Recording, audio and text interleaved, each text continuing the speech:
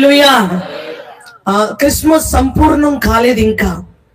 ఎందుకనంటే క్రీస్తు మనలో పుట్టుట అనేది సంపూర్ణం అవ్వినప్పుడే క్రిస్మస్ అనే ఆరాధన కూడా సంపూర్ణమవుతుంది అనేది మనం గ్రహించాలి. అద్భుతమైన తేజోమయుడైన దేవుడు సర్వ శరీరులను ప్రేమించి సర్వ శరీరుడుగా ఈ లోకానికి వచ్చి ఆయన ఎంతో అద్భుతమైన కృపనిచ్చాడు. ఈరోజు క్రిస్మస్ అంటే ఎన్నో రకాల క్రిస్మస్లు ఉన్నాయి. ఇంటికి క్రిస్మస్ ఉంది, ఒంటికి క్రిస్మస్ ఉంది, కళ్ళుకి క్రిస్మస్ ఉంది, కడుపుకి క్రిస్మస్ ఉంది, మందిరాలలో క్రిస్మస్ ఉంది, ఏమండి గ్రామాలలో వీధులలో క్రిస్మస్ ఉంది. కానీ మనిషి జీవితంలో క్రిస్మస్ ను కొరవైపోతున్నాం. క్రీస్తు ఈ లోకానికి వచ్చింది ఒక మనిషిలో జన్మించాలని. అందుకనే అనంత స్వరూపి, అనంత జ్ఞాని, అనంతమై ఉన్న దైవము మనలో జన్మించినప్పుడే మనం సంపూర్ణమవుతాము అని. ఈ భౌతిక లోకములో అభౌతికమైన దైవం పనిచేయడానికి మానవ జీవితంలో కోరుకునేదే ప్రప్రథమంగా మానవ జీవితంలో జన్మించాలి అనుకుంటున్నాడు. కనుక ఎన్ని క్రిస్మస్లు వెళ్ళిపోతున్నప్పటికీ గమనించవలసింది ఏంటంటే క్రీస్తు మనలో జన్మించినప్పుడే అది నిజ క్రిస్మస్ గా మారుతుంది. ఆయన వచ్చాడు అంటే నీ జీవితంలో ఏమి తీసివేయడానికి వచ్చాడు అని గమనించాలి. దానియేలు గ్రంథము 9వ అధ్యాయం 24వ వచనంలో ఉంటుంది. ఆయన ఈ లోకములోనికి మనల్ని దుష్టత్వం నుంచి మళ్లించడానికి వచ్చాడు. ఈ మానవ జీవితం ఎన్ని క్రిస్మస్లు వెళ్ళిపోతున్నా, ఎన్ని పరిస్థితులు మారిపోతున్నా, దుర్మార్గతను, దుష్టత్వాన్ని, పాపాన్ని, శాపాన్ని తీసివేసిన దేవుని కొరకు విడిచిపెట్టుకోలేకపోతున్నారు. ఆ నిజ క్రిస్మస్ అంటే క్రీస్తు నీలో జన్మించాలి.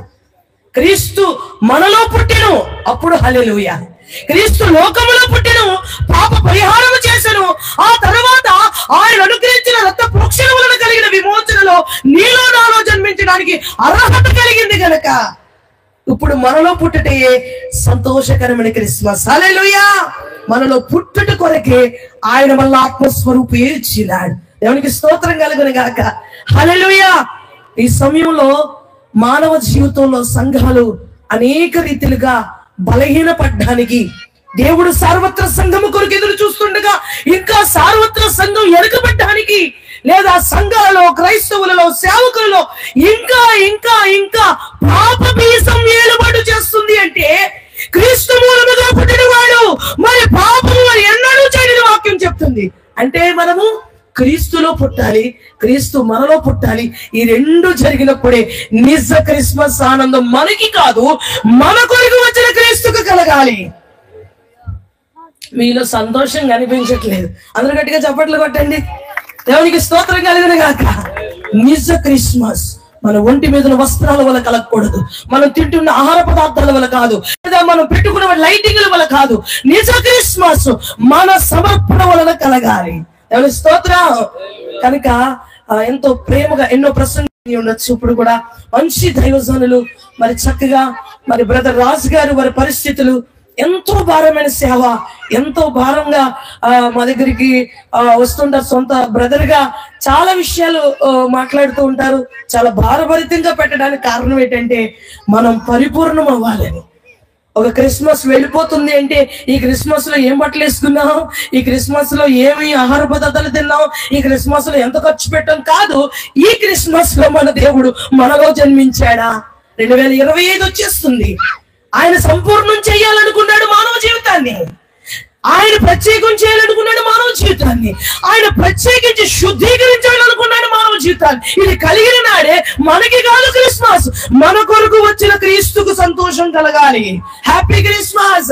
క్రీస్తు ఆనందించును గాక. దానికి అర్థం అదే. క్రీస్తు ఎప్పుడు ఆనందిస్తాడు? నీలో జన్మించాడా? దుష్టత్వాన్ని, దుర్మార్గాన్ని, ఈ లోకంలో పాప బీజాన్ని, మద, మత్స, క్రోధ, క్రామ ప్రతి విధానాన్ని కూడా తీసివేయడానికి వచ్చాడు. అవునా కదండి? అవునన్నాళ్ళు చేతులు ఎట్టండి. దేవునికి స్తోత్రం కలుగును గాక. కామ, క్రోధ, మద, మత్సరాన్ని ఈ లోక మనుషులలో నుంచి తీసివేయడానికి వచ్చాడు. మానవుడి జీవితంలో ఉన్న పాపాన్ని పరిహరించి మానవుడిలో జన్మించి తన నీతి, తన శ్రేష్టత, తన కృప ఏమిటో చూపించడానికి ఈ లోకానికి వచ్చాడు. ఇప్పుడు క్రీస్తు లోకములో కాదండి, మనలో జన్మించాలి. అది నిజ క్రిస్మస్. హల్లెలూయా. రాత్రి చాలా ప్రసంగాలు విని ఉండొచ్చు, కానీ సంపూర్ణం అవ్వింది ఎప్పుడంటే నిజ క్రిస్మస్ లో. ఆ టైటిల్స్ పెడుతున్నారు, చాలా ముచ్చడి కలిగిన టైటిల్స్, కానీ మనం పెట్టుకున్న బ్యానర్స్ వల్ల క్రిస్మస్ సంపూర్ణం కాలేదు.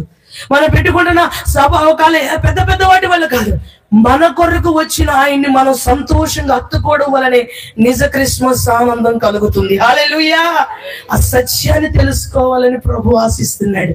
మరి ఎంతో చక్కగా ఇటు కార్యాన్ని చేశాడు దేవుడు. ఇటు విమోచన మనకు అనుగ్రహించాడు కనుక ఈ 2024 డిసెంబర్లో ఈ తారీఖు నుంచి అన్న క్రీస్తు నీలో జన్మించడానికి ప్రయాసపడండి.